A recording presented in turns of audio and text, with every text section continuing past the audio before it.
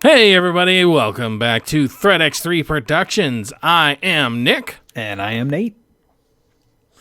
And today we're here to talk about some more Disney Plus because that's the only company putting out good shit. In between the Amazon originals, there's nothing else but Disney. Yep. But who could complain about our good old friend with the bow and arrow, Legolas? Yep. Yeah, okay. Anyways, Hawkeye came out with episode 1 and 2. Thank you. We've been talking about those on a regular basis as they release. So, we're keeping it going, basically. So, what were your overall thoughts about it? Really loved it, honestly. Yeah. Can't say right off the bat that it's going to be the next best things. I can't say that for certain, but what it has confirmed for me is that in this multiverse timeline that we're in with everything in the MCU, that they can still ground us and still give us a good, solid, real world story that doesn't feel boring. Yeah. And the fact that we can basically be watching this leading up to what's about to happen, and we're going to call this movie Spider-Verse, Into the Spider-Verse 1.5. We're all excited for this bombastic craziness that's about to happen, but I'm also excited to see what Hawkeye and Kate Bishop are going to do with bows and arrows. Right. It just makes me love Hawkeye more. I mean, yeah. Well, what are your opinions? Because I feel like you're always, I feel like you're going to be cynical about this. I see what you did there. No, I'm not cynical. I like it. Moving on. No, I'd say my only negative, those are big quotes, my only negative is I wouldn't say that the first 2 episodes really grabbed me as much as the other ones. So I don't know if it's like I needed a 3rd episode. Because, for instance, they reveal the main antagonist, which is Echo. But do you know the only reason I know that that's Echo? Because you watched New Rockstars. Exactly, yeah. Exactly. I wouldn't know that that's Echo unless I watched New Rockstars. So point being is that they reveal the baddie, but they don't actually... They reveal the baddie in the way that it's like only the people who know comic books would know her. So... yeah. I know her because, yes, I watch New Rockstars on a regular basis, and they've been talking about Echo for months now, right? So it's like I know about her, but it's like if I was just a normie, then I wouldn't know who she is, and so therefore, I'm not pulled in as much, I mean, by this time and everything else, WandaVision's a really good example. In WandaVision, we had the first 3 episodes. By episode 2, we were getting some really messed up. 1 was very procedural. It's just like, hey, isn't this silly or whatever? There was that one. Well, there's that one scene where the person was choking and she was freaking out or whatever. But Then episode 2 was clearly oh, we're going to rewind time. Wait, what just happened? Yeah. So, and then 3, obviously, yeah, we're getting into the weeds of it or whatever. And same thing with Loki. We get into the time, what's it called? I don't know, but we learn about variants and everything. And then we kind of get a glimpse at the female Loki or whatever. But that's all we need because it was a very signature look. Yeah. So it's you wouldn't need to know the comics in order to know that. And then Falcon and the Winter Soldier, I don't even remember. Did they do 2 episodes as well? I think so. I think they did. Yeah. The fact that I can't remember kind of proves my point because it's we got to know that there was a villain. We got to know that they were superpowered. And I guess that's really all we needed. But even still... it also was revealed that there's a new Captain America and how effed up that was. So that plot line, even if you took the super soldiers who were bad, if you took the super terrorists out of it or whatever, the fact that there's this new Captain America is what? No. You know what I mean? So that intrigued us to keep going. Whereas here we go, we have a person we think she's deaf. They didn't do the thing like Quiet Place did, where we saw it from her perspective. Like, it would have been really cool if we didn't hear the music, but then she put her hand on the speaker and then we heard the music. That would have been a really cool way to depict that she's deaf, because right now we don't know that. Right. Yeah. And to fact check real quick, we actually only got the first episode for Falcon and Winter Soldier, because episode 2 was released a week later. Gotcha. Okay. So then, even so, then I would argue that even episode 1 ended with Captain America and his like weird ass face or whatever. So people were just like, what? And it made you want to go see the next episode. Whereas this, I want to see the next episode, but only because of the pedigree we have gotten so far with all of the Disney Plus shows. Even if you put Mandalorian into the same, the pedigree of Disney Plus shows have been great. They've been knocking every single one out of the park. Even the Falcon and the Winter Soldier was still really good. Yeah. So like, that's why I want to keep watching. I don't want to keep watching because I'm intrigued. I want to keep watching because I know that it will be good. And that's not great. Right. And it's one of those, it kind of going back to what you're saying with the normies and like that only knowing, like, so far from what everyone has said, since this is pretty much verbatim, it seems like following the Hawkeye run in the comics. For the people who love and have read that, it's very like direct, and they're loving how much they've adapted from it, and you know they don't have any issue with it. But for most people who maybe they don't have any issue with it, but yeah, for most people who, like you said, really maybe not have been pulled. But here's the thing: if they would have put the third one up, then they would have had 3 episodes left, because it's only 6 episodes. Oh, I guess I didn't realize that. Yeah, because I think that's why Falcon and the Winter Soldier did it, is because they only had the 6 as well or something. So yeah, good point. Fair point. They might have done it this way also, so that the last one comes out right before, the new year. Yeah, I think so. So that's right around Christmas or whatever. So it might have just been a scheduling thing. So, yeah. But having said that, I do like the new characters. I do like the intrigue of the murder mystery, and I don't want to steal too much from New Rockstars, but I do agree with the fact that he seems too obvious. It seems too obvious that he, quote unquote, did it. So I feel like maybe they're trying to mislead them. Maybe they're trying to mislead us, because it's like when they revealed what's her face from Wanda. It was me all along. It's like, no fucking shit. Yeah. So I hope it's not one of those. I hope they learn their lesson from WandaVision, and this is really just them trying to throw us for a loop. Because if it ends up being him, it's just going to be like, yeah. Well, okay. It's like me and you both watched New Rockstars, and I feel like it's fun to like bring them up, because right now I gotta say it, they are the pivotal. Like, hey, I just watched this Marvel movie. I'm going to them to watch like the brief, the breakdown. Screen Crush and Screen Rant do things similarly, and I guess I just like Voss better. Yeah, I like their yeah, definitely. Now we're just sucking their dicks. With this, like leading up to it, all of us were pretty excited about. Hold on, you're gonna have to pause because I lost it. I remembered it fully now. Okay. So I was only halfway. Having watched a lot of New Rockstars and everything with the other series, like we've already kind of gotten the theory that they're leading up to the Young Avengers, like things that they've teased, characters we're gonna see, and / Dark Avengers, right? Well, Dark Avengers. So the whole that kind of goes back to what we talked about before. It's either Dark Avengers or the Thunderbolts that they're setting up with the like Yelena and all the other people there.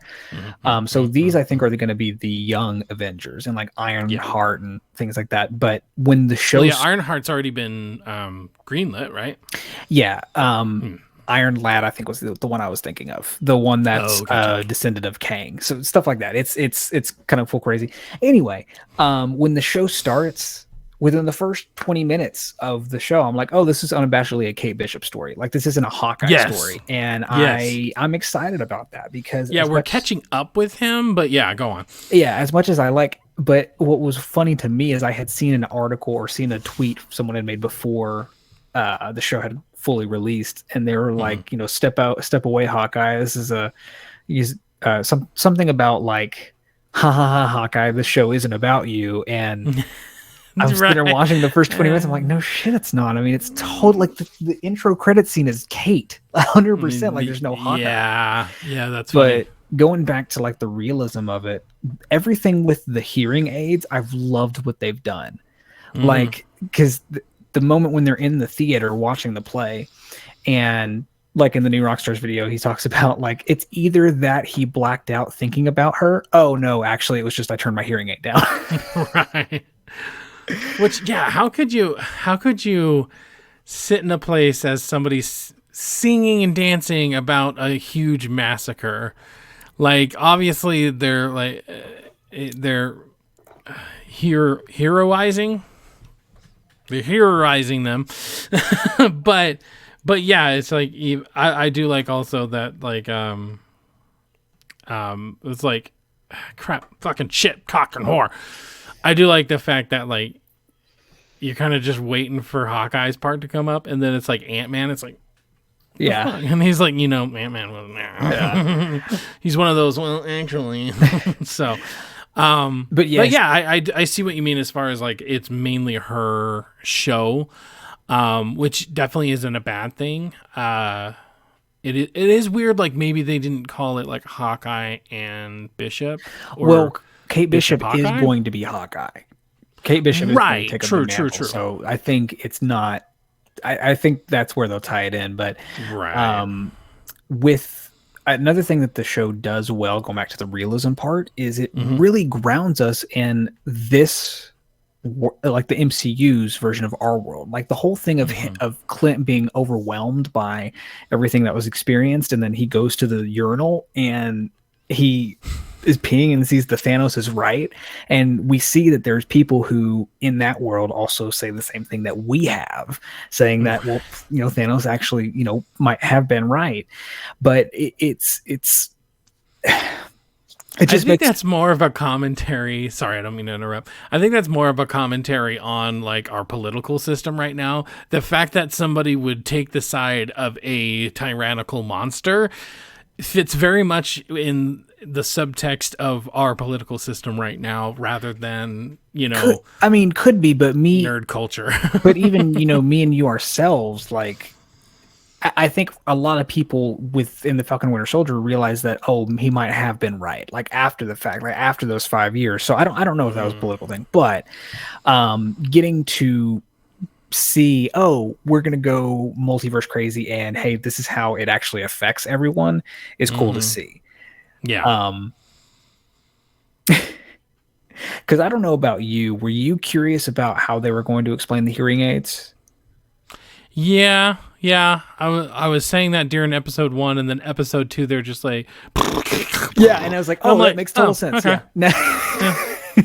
And then I think New Rockstars.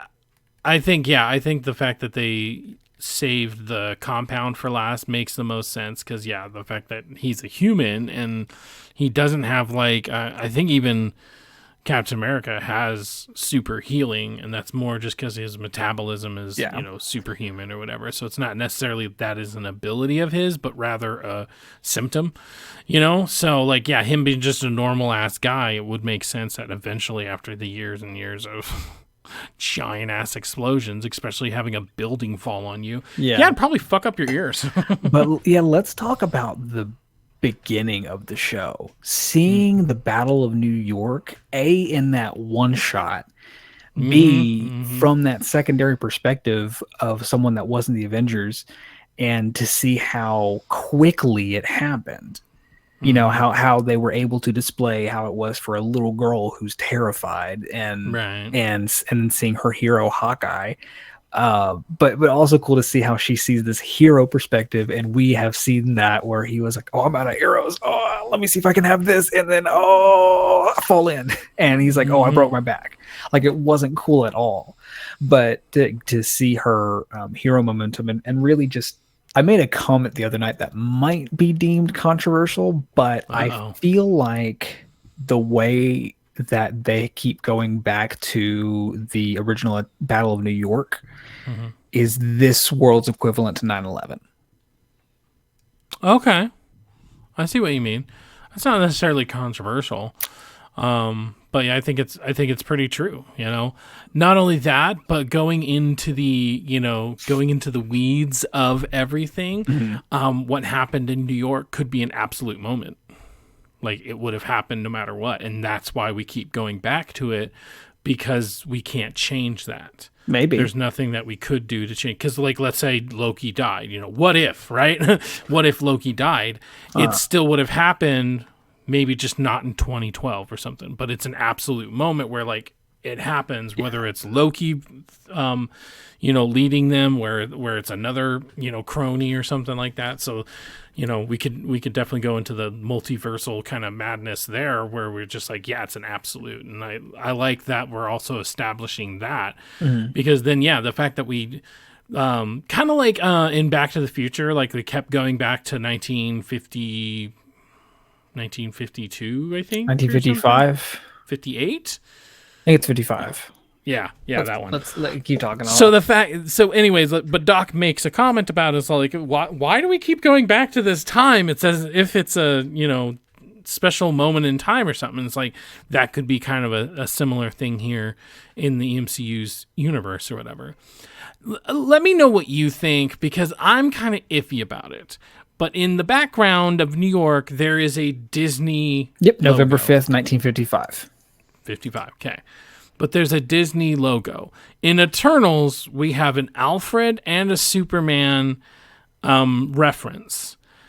I don't know. I don't like the fact that Disney is essentially a thing in the universe, because it's like, it's one thing to break the fourth wall, to have literally people dressed up as heroes, but in the world of the MCU, it would make sense that people would idolize them and then dress up as them and take pictures with tourists and stuff like that. Because, yeah, this is ground zero, essentially, kind of like what you were alluding to. This is ground zero. And so people dressing up as the heroes would make sense even in the MCU, because, I don't know, it makes sense. But having a giant, you cannot miss it, Disney logo in the background on New York just kind of seemed like maybe a step too far for me personally. Well, like I don't know if it's a step too far, but like the whole thing with seeing the Star Wars book and Eternals, it was, for as long as we did, it was just kind of like that's a good point too. It's on the nose, but it's kind of one of those that's like now the Superman and the Alfred thing, that is curious, because it could be very. Honestly, my tinfoil hat kind of went on for a second whenever that part happened, just because I'm like, it could either be something as simple as the whole making Kevin Smith and Mallrats MCU canon, like they did with Captain Marvel, or it could be something that is a seed that they're planting for very, very, very, very, very, very, very far down in the multiverse, for the multiverses to cross over potentially. So we'll see, but. I don't know. Like, I think you had made a comment 1 or 2, 5 episodes ago where you talked about how, like, the MCU world is now essentially just our world or whatever. Yeah. And I guess I just don't 100% like that, because, and at least before that's how you could explain it away. But now that Disney does exist in the Marvel Cinematic Universe, it's just like, I don't know. That's for me the step too far, where it's just like, I don't know, it just seems icky or whatever. So you were talking about dressing up as characters. That was one line that just made me laugh when they're walking down the street and it's like, oh, hey, look, it's you. There's you. It's like, no, that's Katniss Everdeen. See, even Katniss Everdeen, like, then that's like a Fox, Universal, Paramount. I don't fucking know, right? I don't know who that is, but the point is that the fact that there's a Katniss Everdeen, like, I don't debate the fact whether or not Shrek is in the MCU or whatever. But when you start bringing up like Disney characters in the MCU, it's just like, well, damn it, guys. Like, I don't know. Well, I mean, it's just weird. It is one of those things I can tell you from a filmmaking perspective sort of thing. It is very you don't have to pay any licensing for characters. You don't. It is very much a cheaper thing to do. Now the billboard with Disney on the background, that's something different. But as far as like the putting characters in there, because with everything you have to license it in some capacity. Like especially all the live act, like you see like reality shows that cover the Cokes, it's because they have to pay for that. So business move if they're going to show like Disney characters in the Marvel stuff. That's just smart because they literally don't have to pay anything because they own the property. Right. But yeah, the billboard thing, I think that's to each his own kind of thing because it doesn't really bother me, but I can see it. I mean, the only thing that bothered me about the Alfred and the Superman thing is that you never cross streams. Yeah. Never. And so it's a nerdy thing, but anytime somebody cross-references Batman and Superman, and then they'll talk about Wolverine. I'm like, well, you do know those are separate, right? And a lot of times they'll be like, oh, no, I didn't know that. And I'm like... So let me ask you this, with tinfoil hats. Is there anything that you've seen from Hawkeye so far that would lead you to believe that they're going to cross over with Kingpin?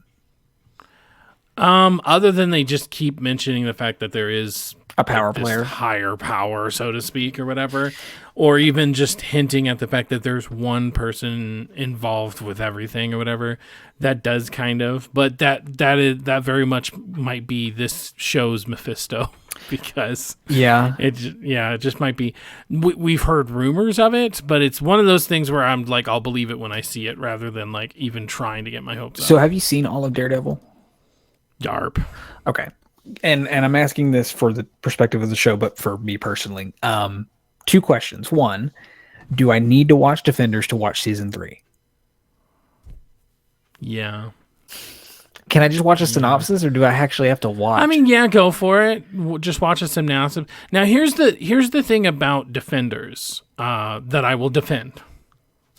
You can watch it as its own series. You don't need to watch the other characters. When I watched Defenders, I hadn't watched Luke Cage yet. And I had enough information about Luke Cage for me to really understand what was going on. Okay. And then I had watched Iron Fist season 1 or whatever, but that's, kind of besides the point. So there's enough in there that, there's enough in there where you can just watch Defenders and not have to watch literally any of them. Because I've heard Defenders was kind of a dumpster fire, and I don't think so. I've heard that, and also it is a lot of the same stuff that was second half season 2 of Daredevil, which I wasn't a super big fan of, like all the Elektra shit. But my second question is, where did we see Kingpin last into season 3? Because I know he comes back in season 3. Like, I mean, he was in prison in season 2, right? Yeah, throughout season 2 he was. Throughout season 2 he was, and I think they even did he have a cameo when Punisher went to jail? I can't remember. That I don't know. He might have. It's been a while. I mean, I know in season 3, he is Kingpin returns in some capacity, but yes, he absolutely does. Is it one of those that the way they end season 3, it's like, oh, he could be in another property? Like, do you think they've already made that connection, or is it going to be too far of a jump?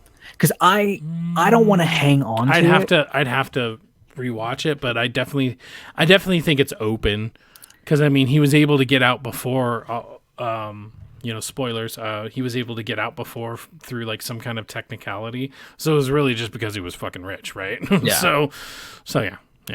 So you guys watch Hawkeye and then watch Daredevil and then watch Defenders and then come back to us and tell us what you think. Actually, that might not be a bad idea, because there might be rumors for No Way Home. So if you haven't seen Daredevil, first off, what's wrong with you? Second, go ahead and watch at least the first 2 seasons. Right. All right, so thank you guys so much. Thank you guys so much for joining us. I was Nick. And I was Nate. And you guys have a good one.